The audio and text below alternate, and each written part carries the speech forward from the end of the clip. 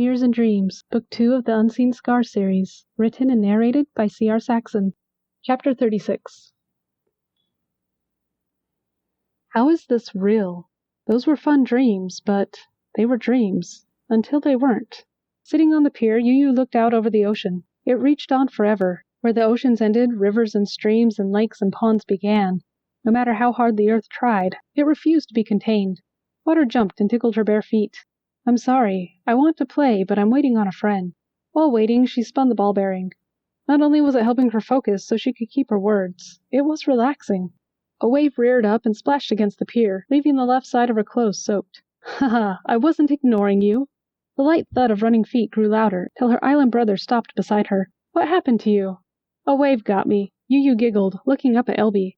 The brow above his green eye rose. You can play in the water already? Grimacing, Yu shook her head. I'm not allowed to swim, but walking along the shore. How does the wave only get half of you wet? I don't know, it just did. She smiled brightly and motioned for Elby to sit beside her. Kicking off his shoes, he did. Their legs were too short to reach the water, but there was no point in risking losing a shoe. They enjoyed the sea breeze and warm sun and a pleasant conversation about nothing until Elby's eyes focused on his hands. She wasn't sure why, but he simply sat there staring at them. She should ask, should make sure her little brother was okay. But the shell she held demanded her attention. It was tiny, but it wasn't rare. And since she woke up, the ocean became alive. Or it had grown a personality. A mischievous one. Often enough, it teased her, splashing high or rushing toward her when there weren't any waves around. It even returned a pen she had lost to its depths nearly 2 years ago. And always it called, telling her it was there. Comfort beyond description filled her when she looked at it. It was like having a mother to hold her and a friend to pick on her at the same time. What do you think of this? Yu showed Elby the shell. Mismatched eyes glazed over as he became perfectly still. What? This isn't your place, little one. But I'm curious. I meant nothing bad.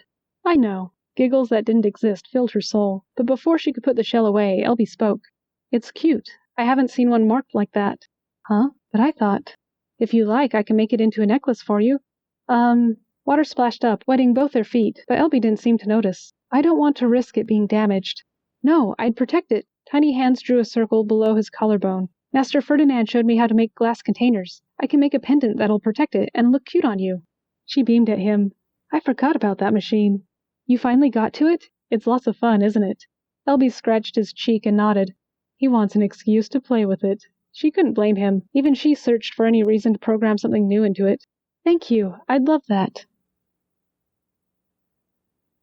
There he is. The one Zhao wanted to talk to. He'd watched and read everything he could, even Evelyn's files. He saw. He understood the sacrifice, the suffering. Now he could finally thank the scientist who found the cure. Oya appeared from thin air, obnoxious as always, but Ferdinan didn't flinch, wasn't surprised in the least. And the boy was laughing, a sincere, genuine laugh. It matched the smile Ferdinan wore as he gave her what appeared to be a mock lecture.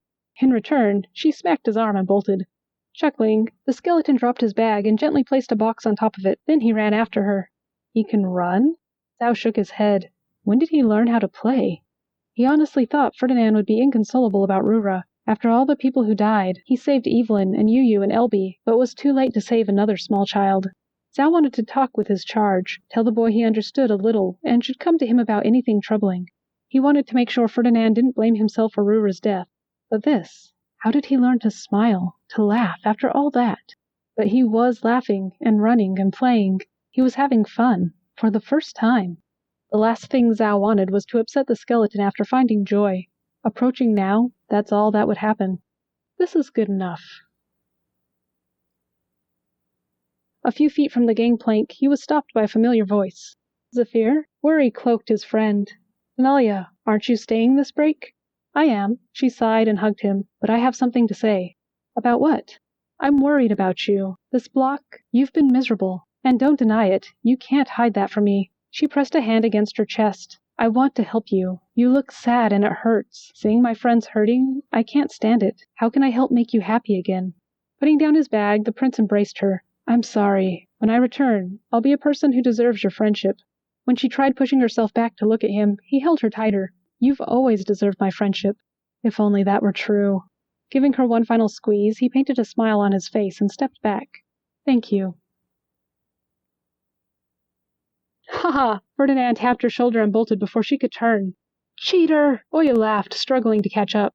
What are you two up to? John smirked at his ally. Ferdinan turned bright red and stopped the moment he noticed the thinker carrying both their bags and his violin case. Playing before you leave on a grand adventure, without me, a second time. Oya scrunched her nose up at John and wiggled a finger.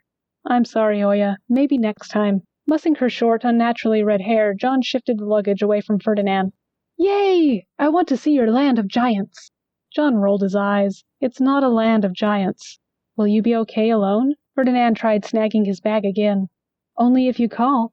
I will. A fresh blush stained Ferdinand's cheeks. Do you have everything you need? A month was too much for you last time. Probably not, but I'll play with Zao when I'm bored. A truly amused laugh escaped the skeleton. Definitely do that, every chance you get. Oya grinned. Ah, dear friend, I love hearing your laugh. I love it as much as the stars above, the consolation they give. John cleared his throat as Ferdinan grew an even deeper shade of red. I'm still here. Blushing to purple, the tinkerer finally nabbed his bag. We better get going. Give Evelyn a hug for me. Oya smirked, then turned to John. Enjoy being coddled. Oya? John rolled his eyes but smiled. That's the nicest thing you've said to me. You're welcome. With a dramatic bow, she winked at them. I expect a new song before you get back. Nothing he did discouraged John from insisting on sharing a cabin. At least the lower dose was working. The hunger wasn't beyond control, but it was still stronger than he liked. He could sit for brief spurts again, and slept a couple hours the last few days. He still had plenty of energy. But when the chemicals level evened out, when that happened, what can I expect? Trapped, his choices were listen to John or sleep. So Ferdinan lay down with his back to his ally, discouraging conversation. By the time the boy stopped talking, he'd actually dozed off, only to stand before the fisherman. Hello, son. Fisherman, Ferdinan bowed. How may I help you? That's my question. I'm feeling better. I don't need anything. You know the infection's still there. If it wasn't, you wouldn't be scared of not taking that chemical you made. It's keeping the voice under control. That's all I need. I'll clean out the infection again, repair the tears it caused. Ferdinan sighed. Why do you insist on this nonsense?